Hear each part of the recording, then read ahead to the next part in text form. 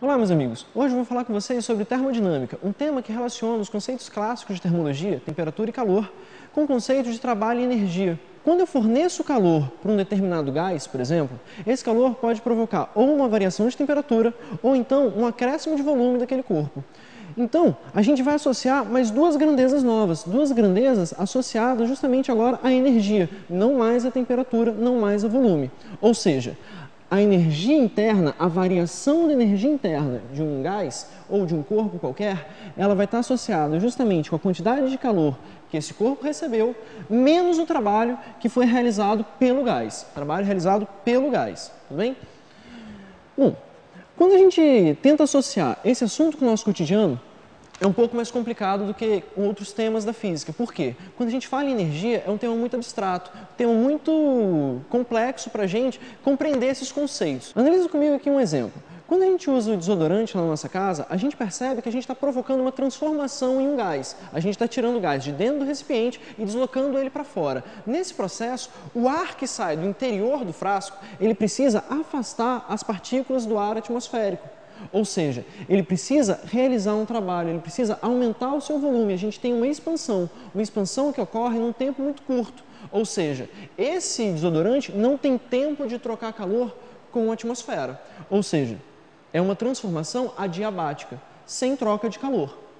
Porém, ele precisa gastar energia para afastar as partículas do ar.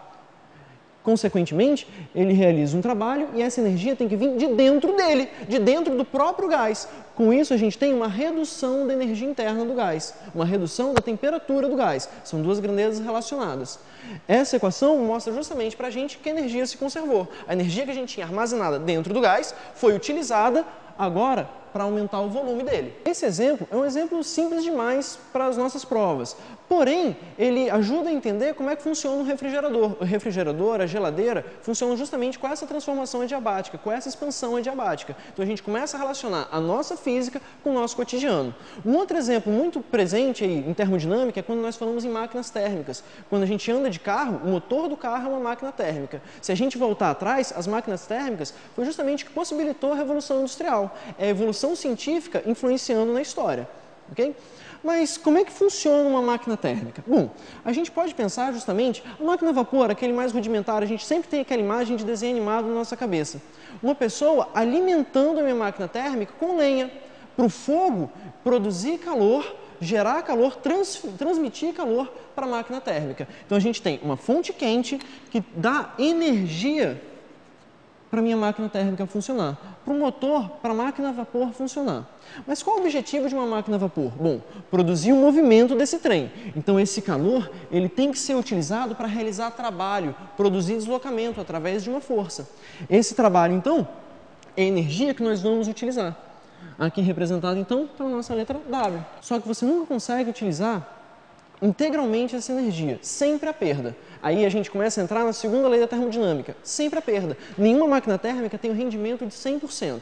Em detrimento dessa realização de trabalho, a gente vai acabar perdendo calor, porque a gente chama de fonte fria. Agora, no meu exemplo, quem seria a fonte fria? A gente sabe que existe ali uma fonte quente, que é onde você está colocando a sua lenha, que é onde você está fornecendo calor para essa máquina térmica. A fonte fria seria o meio ambiente. O trem, ele perde calor para o meio ambiente. Então, a gente tem ali uma perda de energia, fazendo com que esse rendimento não seja de 100%. Tá? Uma máquina térmica, em geral, ela vai trabalhar em ciclos termodinâmicos, justamente para a gente sempre poder reaproveitar o motor que a gente está utilizando. Meus amigos, foi um prazer inenarrável estar com vocês. Um grande abraço, até a próxima.